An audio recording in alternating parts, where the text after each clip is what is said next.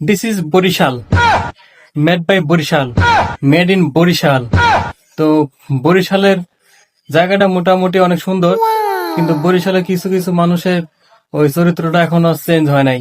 ঠিক আছে, তো আমি গতকালকে কিছু কমলা লেবু কিনেছিলাম নিজে খাওয়ার জন্য, একা একা খাওয়ার জন্য, কিন্তু ঠিক আছে, জাস্ট 60 টাকার কমলা কিনেছিলাম। তো কমলা আলা আমাকে বললো যে ভাই হাতে করে নিয়ে যান। বললাম কেন ভাই, পলি দেন।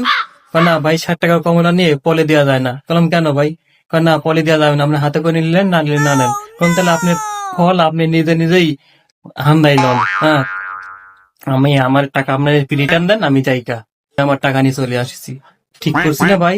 কিছু কিছু বরিশালের লোকের কারণে এই বরিশালের দুর্নাম হয়। আসলে বরিশাল কিন্তু অনেক ভালো জায়গা, বরিশালের মানুষ অনেক অনেক ভালো। এই কিছু কিছু পোকামাকড়ের জন্য বরিশালের এই দুর্নামটা হয়। ঠিক আছে, তো আসলে এই কিছু কিছু মানুষকে একটু শুধরানো দরকার। তো আপনারা বরিশালের মানুষরা যারা আছেন, এই এই কিছু কিছু মানুষকে একটু খুঁজে খুঁজে খুঁজে খুঁজে খুঁজে খুঁজে খুঁজে খুঁজে বের করে তাদেরকে চিহ্নিত করবেন।